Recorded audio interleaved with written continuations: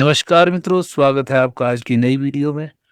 आज की वीडियो में हम डिस्कस करने जा रहे हैं कि कनाडा इमिग्रेशन की कुछ नई अनाउंसमेंट्स हैं, उसके बारे में डिस्कस करेंगे और साथ ही साथ आपके क्वेश्चन आंसर भी होंगे।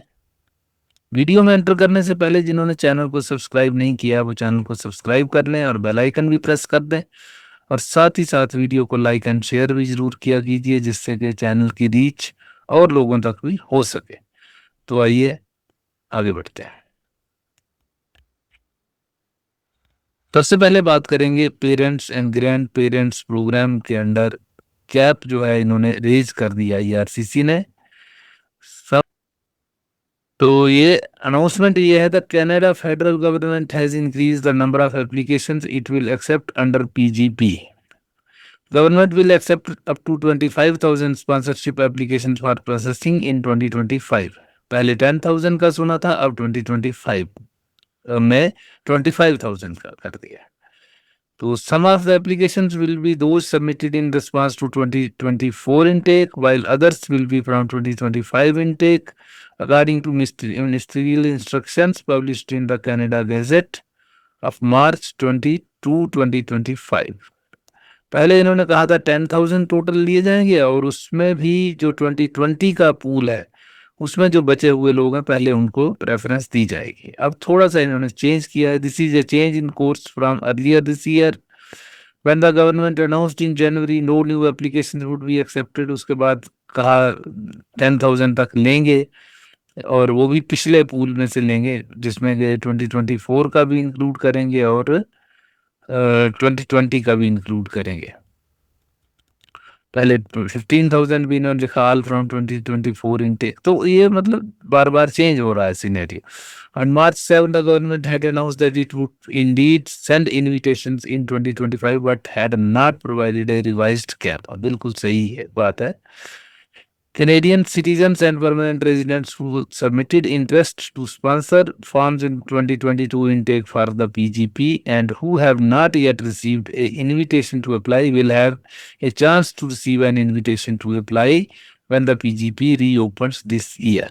तो ये बात रिपीट यहाँ पे फिर से हो रही है कि 2020 का जो बचा हुआ है पूल में जो कैंडिडेट्स उनको प्रेफरेंस दी जाएगी। Successful applicants under the PGP receive Canadian permanent residence।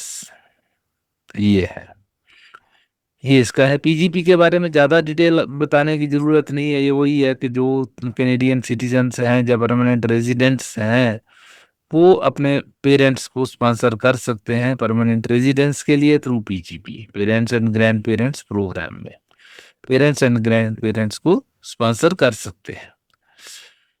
The program has only opened for intake once thus far in 2020 and since then all invitations to sponsor have been sent to those who submitted interest to sponsor forms in the 2020 intake। तो सिर्फ 2020 का ही अभी तक जो application हैं वो process हुई हैं, 2024 की भी नहीं हुई और 25 में तो अभी खुला ही नहीं है।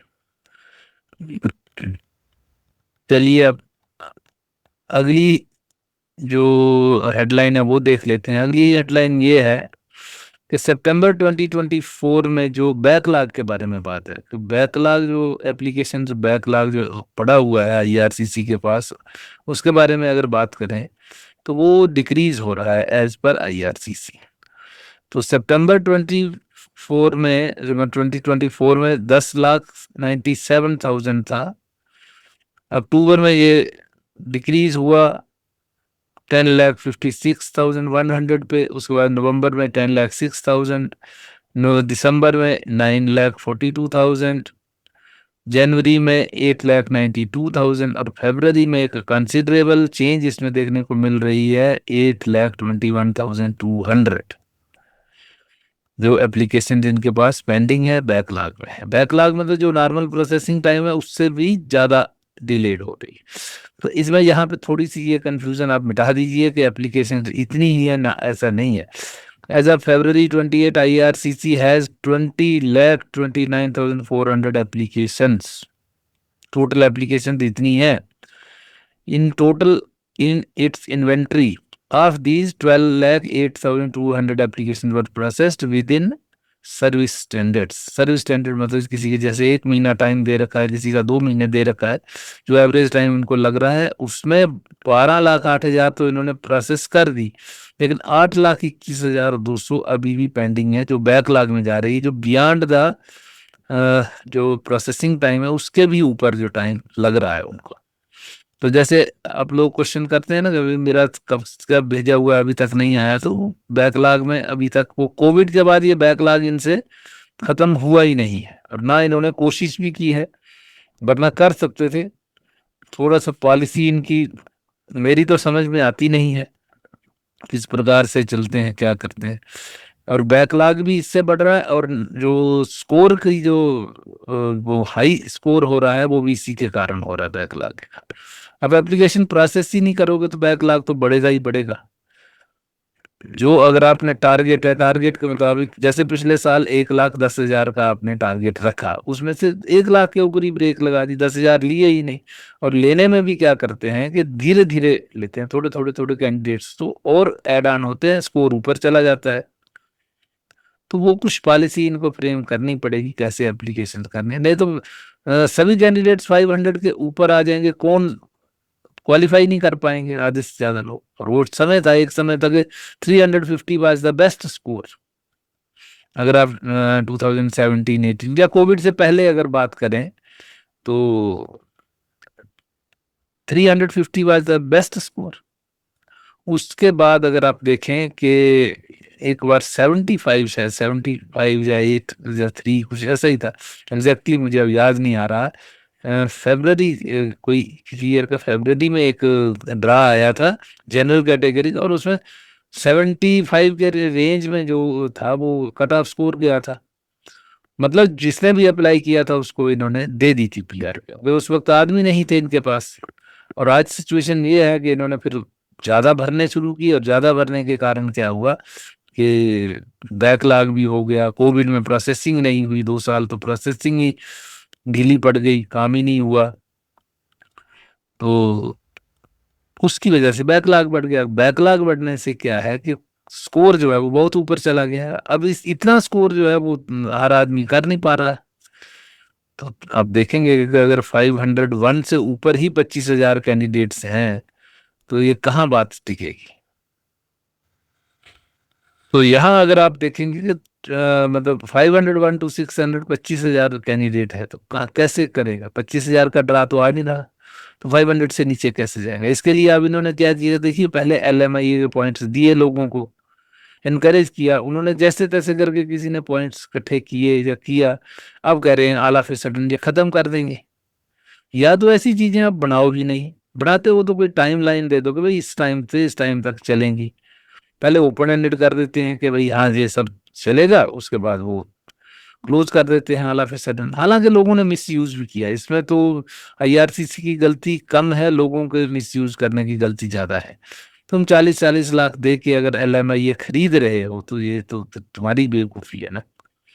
40 लाख में पढ़ाई कर लेते, कोई डिग्री कर लेते, क्वालिफिकेशन भी गेन हो जाती और जॉब भी आराम से मिल जाता। लेकिन नहीं, वो शॉर्टकट मारना है, डंकी लगाना है, वो सब करना है, तो शॉर्टकट में तो फिर ऐसे ही होता है। तो जिस काम का जो काम आप पढ़ाई करके आराम से हो जाता था, उसके लिए आपने पैसा अगर खर्चा है तो आपको आपकी गलती है उसमें।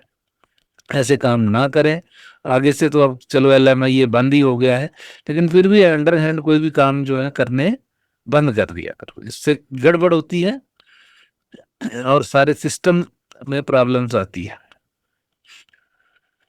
तो खैर, अब जो लोग ले चुके हैं उनका अभी तक देखिए, LMIA के पॉइंट्स की बात करें तो अभी तक चल रहा है। और अगर ये LMIA के पॉइंट्स बंद होते हैं तो इसमें से अब पता नहीं कितने LMIA के ऊपर हैं, LMIA के पॉइंट्स वाले हैं, जब कितने नहीं है तो वो फिर ऑटोमेटिकली नीचे आ जाएंगे। तो आपको एटलीस्ट अपनी कोशिश करनी पड़ेगी कि आप किसी दूसरे तरीके से दूसरी कोई कैटेगरी में जो आपको लगता है, PNP में कर लो। PNP एक अच्छी कैटेगरी है, अगर आप किसी प्रोविंस में काम कर रहे हैं, जॉब एक्सपीरियंस है, तो उसी प्रोविंस में पीएनपी लेने की कोशिश करें। अगर आपका उस प्रोविंस में नहीं हो पाता है या उसमें अगर आपके ट्रेड को प्रेफरेंस नहीं है तो आप दूसरे प्रोविंस में शिफ्ट करके वहां भी कर सकते हैं। मेहनत थोड़ी सी है, स्ट्रगल थोड़ी सी है, लेकिन थोड़ी भी नहीं, मैं कहूँगा बहुत ज़्यादा स्ट्रगल है, ऐसी बात नहीं है। तो मगर करनी पड़ेगी, जब आपने यहाँ तक का स्टेप लिया है तो करना पड़ेगा। बाकी ड्रा की बात पिछले वीडियो में भी की थी कि अभी तक कुछ क्लियर नहीं हो रहा है कि अगला ड्रा कौन सा आएगा, लेकिन उम्मीद करते हैं कि कुछ नॉर्मल जो सीईसी जनरल ड्राज भी आए या ट्रेड के ड्राज भी आने शुरू हो जाएं तो गाड़ी जो है वो आगे स्ट्रीमलाइन हो जाए। तो let us see what happens. तो ये थी चर्चा parents and grand parents program की, LMIA पॉइंट्स की, सीआरएस पूल में जो कैंडिडेट्स इतने ज्यादा हैं उनको कैसे मैनेज करेगा IRCC, एक उनके लिए भी सरदर्दी है, बट ये है कि उनकी अपनी बनाई हुई सरदर्दी भी है। अगर प्लान से चलें, अगर ढंग से चलें, कितने कैंडिडेट्स अप्लाई कर रहे हैं, किसी हिसाब से कर रहे हैं और बैकलॉग क्यों हो रहा है उस वक्त। अभी देखिए, अभी एक मैं आपको सिचुएशन समझाता हूँ। अभी प्रोसेसिंग ठीक हो रही थी टाइम से, अब क्या किया इन्होंने, बंदे निकाल दिया IRCC में, ऑफिसर्स को छुट्टी दे दी। तो इतने अगर लोग ही निकाल देंगे तो प्रोसेसिंग कैसे होगी, ये भी एक दिक्कत है। फिर नई एप्लीकेशन आप ले रहे हो, अगर आपने इन कैनेडा लेनी है तो इन कैनेडा ही लो ना, फिर बाहर की एप्लीकेशन बंद कर दो, क्यों बैकलॉग बना के रखा हुआ फालतू। अगर आपने नहीं देनी है किसी को पिया तो उसको खामखा ऐसे रखा हुआ है, मतलब एक उलझन में फंसा के रखा हुआ है, दे रहे हैं नहीं दे रहे हैं, तो लोग परेशान हुए पड़े हैं। तो एक क्लियर कट पॉलिसी नहीं है, देनी आपने है नहीं PR, और देनी आपने इन कनाडा वालों को है। पॉइंट्स आपने फ्रेंच लैंग्वेज पे बढ़ा दिए, उस फ्रेंच लैंग्वेज पे फोकस कर दिया, कैटेगरी आप चेंज करते हो, LMIA आपने खत्म कर दिया, तो लोगों को अंधेरे में क्यों रखा हो, खाली एप्लीकेशन की फीस इकट्ठी करने के लिए और वीजा ऑफिसर्स का लोड बढ़ाने के लिए। एक बैकलॉग आपका 20 लाख जा रहा है, तो इसकी जो पॉलिसी है, पॉलिसी में भी थोड़ा सा झांकने की जरूरत है इनको, बट कौन सुनता कौन है, उनको अपने हिसाब से चलाना है ना। उनको इसका क्लाइंट्स का जो एप्लीकेंट्स हैं उनकी चिंता किसी को नहीं है, वो अपने से मतलब है। जैसे दे दिया, एक पावर दे दी कि कोई भी किसी कभी भी जो ऑलरेडी वहां पे पहुंचे हुए हैं उनके परमिट्स वगैरह कभी भी रद्द हो सकते हैं। वीजा लगा हुआ है, वीजा ऑफिसर की डिस्क्रिप्शन है आपको एयरपोर्ट से एंट्री दे के ना दे। जब आप वीजा दे रहे हो उस समय आपने 100 तरह की स्क्रूटनी की थी, फिर ये क्लास क्यों, अगला टिकट खर्च करके जाता है वहां पे, उसको आप रोक देते हो, अगला 4-5 लाख के नीचे आ जाता है, इनको कोई मतलब नहीं, कोई फर्क नहीं पड़ता, वीजा ऑफिसर के मूड के ऊपर है। मूड खराब है तो किसी को भी डिपोर्ट कर देंगे, किसी को भी रिफ्यूज कर देंगे। तो ये इस तरह की जो चल रही है ना सिस्टम दुनिया के अंदर, ये टोटली पता नहीं कहाँ लेके जा रहे हैं। चलिए इस चर्चा को यहीं छोड़ते हैं, अब आगे बढ़ते हैं, आगे देखते हैं आपके जो क्वेश्चन आंसर है उनको। तो अब लेते हैं आपके क्वेश्चन आंसर।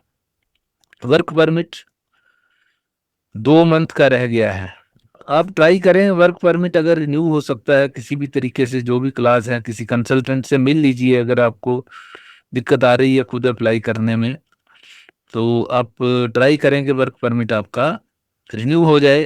वैसे तो आप स्टडी कर लो, कहाँ से किया था मैं एक्चुअली याद नहीं रख पाता हूँ सबका, तो ये लिखा हुआ है अपने जिन्ना दियां फाइल्स RNIP प्रोग्राम बंद होन तो पहला RNIP अल्बर्टा PNP यही लगियां है होना दा की होना है जी। तो इसका मैंने रिप्लाई भी दिया था, मेरे प्रोसेस देयर फाइल, तो उन्होंने कोई वैसे तो यही है कि जो लगी हुई फाइल्स हैं RNIP बंद होने से पहले की, कुछ अगस्त 24 थी कि क्या डेट थी, पिछली वीडियो में चेक कर लीजिए, मेरे भी वो याद नहीं है अब। कल या परसों जो वीडियो बनाई थी आपको आंसर भी दिया था RCIP वाली, उस पर आप देख लीजिए। तो जो उस डेट से पहले वाली जो अगस्त 24 है कि क्या था, ऐसे ही कुछ था, उससे पहले वाली जो थी वो तो प्रोसेस हो जाएंगी। तो अगर आपकी उससे पहले किया, और उसमें शायद ये ऑप्शन भी है कि आप वर्क परमिट के लिए अप्लाई कर सकते हैं। एक बार आप स्टडी कर लीजिए अपने तौर पे भी अच्छे से कि वर्क परमिट के लिए आप एलिजिबल हैं एक्सटेंशन के लिए, उसको जो नया लेना है, या अगर ज़रूरत है तो आप उससे अपने एम्प्लॉयर से एक नई बनवा लीजिए। जो भी है उसका आपको कंफर्म करना पड़ेगा किस तरीके से, और जल्दी से जल्दी अप्लाई करके अपना वर्क परमिट एक्सटेंड करने की कोशिश करें। तो आपका भी ये पॉसिबिलिटी है कि आपका ये हो जाएगा। दूसरा है मेरे बेटे ने सिविल इंजीनियरिंग टेक्नोलॉजी में 3 इयर्स डिप्लोमा किया है, क्या वो कंस्ट्रक्शन वर्क में पीआर हो सकता है? पहले तो उसने सीईसी में अप्लाई किया है, उसका सीआर स्कोर 509 है।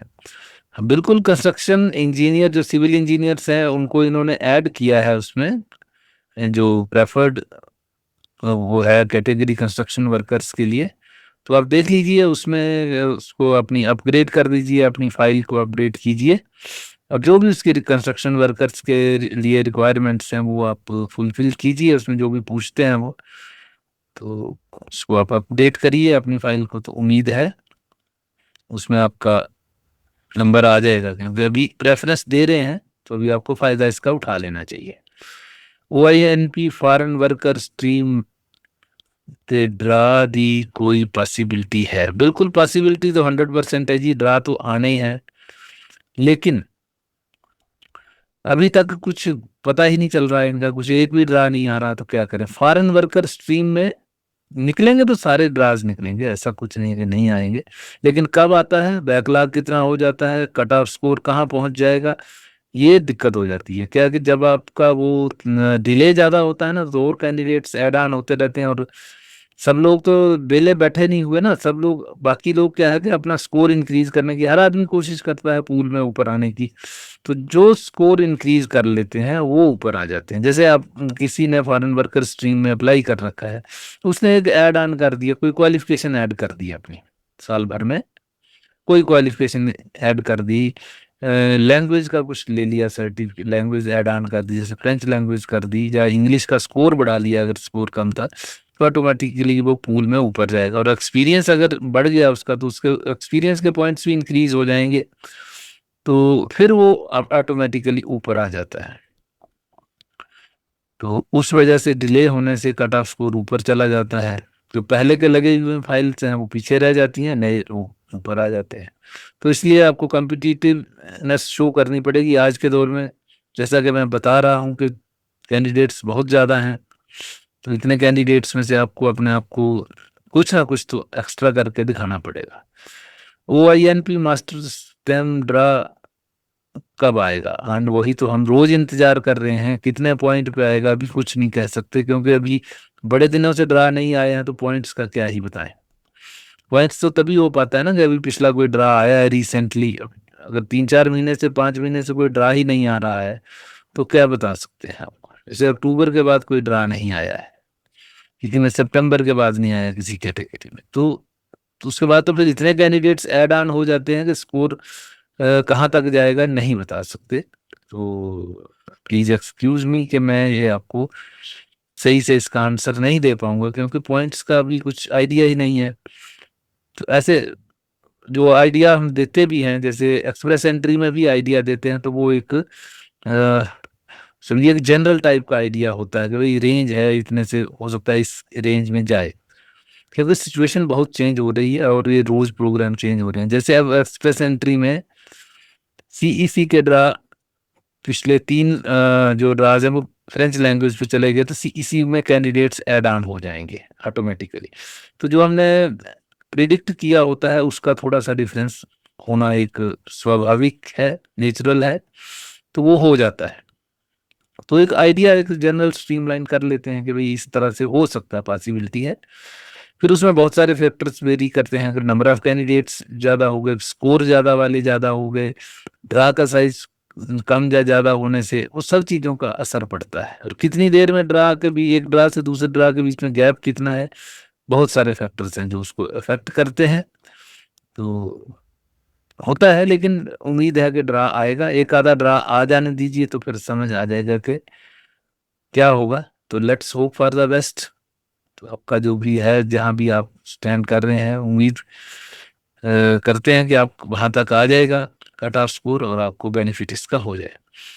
कितना स्कोर होना चाहिए मिनिमम वो ओंटारियो पीएनपी के लिए? मेरे कजन के 350 है। वैसे तो 350 is not a bad score, 350 पे तो लोगों के आते ही रहे हैं, लेकिन अब सीन थोड़ा सा वही है, वो डिले हो रहा है तो स्कोर तो बढ़ेगा ही बढ़ेगा। अब कौन से ट्रेड में है, कौन सी कैटेगरी में है, उसका फर्क पड़ता है। अगर उस कैटेगरी में इस रेंज में जा रहा है तो आ जाएगा, अगर नहीं जा रहा है तो फिर ऊपर बढ़ाना पड़ेगा आपको भी स्कोर अपना। Is it very low? हाँ, बता दिया आपको ये तो मैंने। वैसे लो है भी और नहीं भी, डिपेंड करेगा, एक आधा ड्रा आ जाए उसके बाद ही। अगर आप बढ़ा सकते हैं तो बढ़ा लीजिए। मेरे कजन का 350 स्कोर है ओंटारियो पीएनपी के लिए। अच्छा, आप ही का सवाल है ये तो।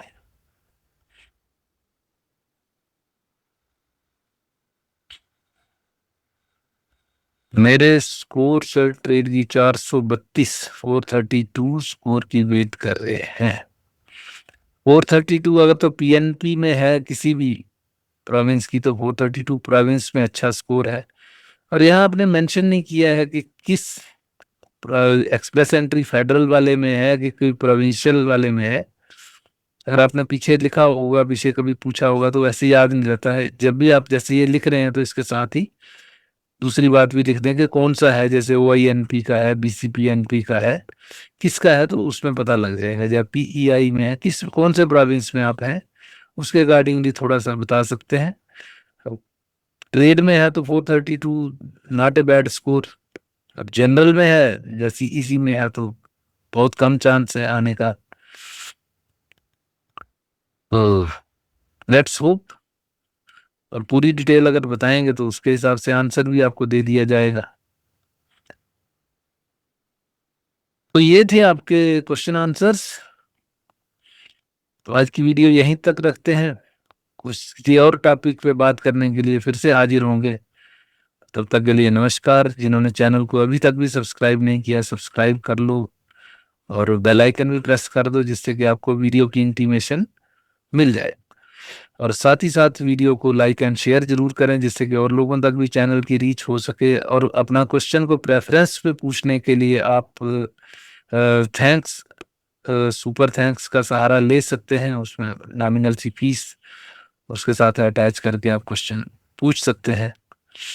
तो वैसे आंसर सबको ही मिल रहे हैं, कोई ऐसी बात नहीं है, मगर फिर भी थोड़ा चैनल की प्रमोशन के लिए और होता है कि आप अगर मेंबरशिप लेते हैं या तो सुपर थैंक्स के साथ करते हैं तो चैनल की प्रमोशन हो जाएगी और हमें हमारे मोरल बूस्टिंग के लिए थोड़ा सा हेल्प हो जाती है।